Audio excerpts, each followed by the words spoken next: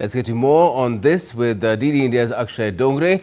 Well, hi Akshay, now with the bill clearing the Commons, is it safe to say that British steel has been saved?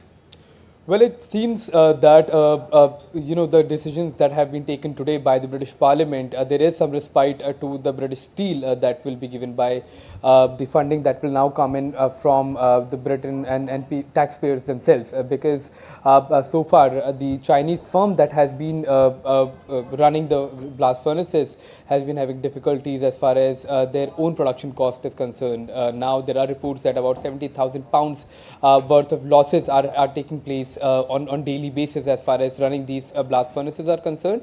But whether or not in long term these decisions that have been taken today will have an impact on the ability of British Steel to be a profitable venture, that all depends on not only the kind of demand that is there in the UK, but Britain's own ability to supply the steel that they are making to other countries as a venture to make some profit for the country, to keep it running as far as the British Steel is concerned. Okay, and to what extent does it make sense for the UK government to bail out a company which loses 700,000 British pounds per day? Could this become a case of marry in haste and repent at leisure? And why is it really so urgent? Well, it was urgent. First of all, let me come to your last point, Gautam, because it was urgent because the Chinese firm, if it would have decided to shut down the blast furnaces, it is quite a complicated as well as a very difficult process to restart these furnaces again. And perhaps that's the reason why the British government wanted to keep the blast furnaces running. However, coming to the loss-making point that you have raised, it's quite important to see that how the public perception of British Steel will remain as far as an entity that is continuously making losses at the expense of the taxpayer.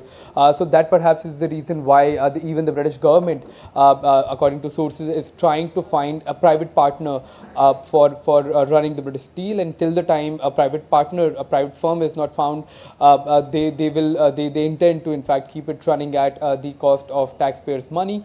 However, when it comes to the requirement, as you have pointed in the question, of keep the British Steel running, is also not just because of money or jobs, it's also to do a lot with the British prestige.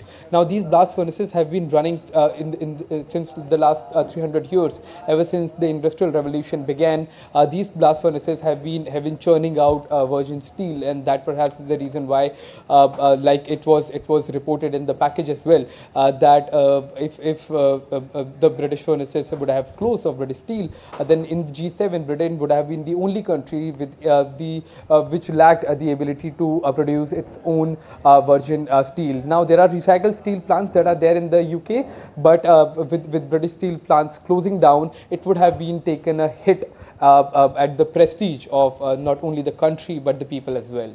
And it's been a chronic case really of not performing, and it's clear that there's an India connect to this steel plant as well.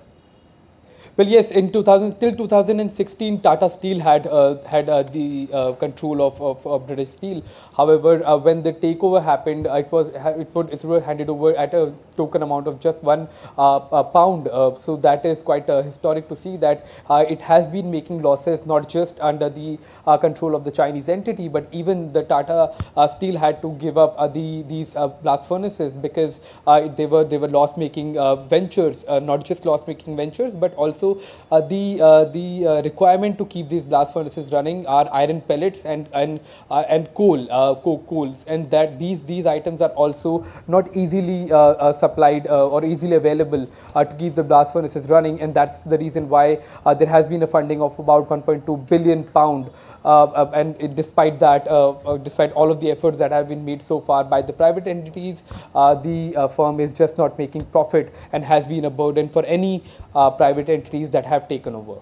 Well, let's hope that apart from rescuing the plant, there's a turnaround plan to it as well. Otherwise, taxpayers might not like it too much down the line. Thanks a lot for joining us for the moment, Akshay Dongre.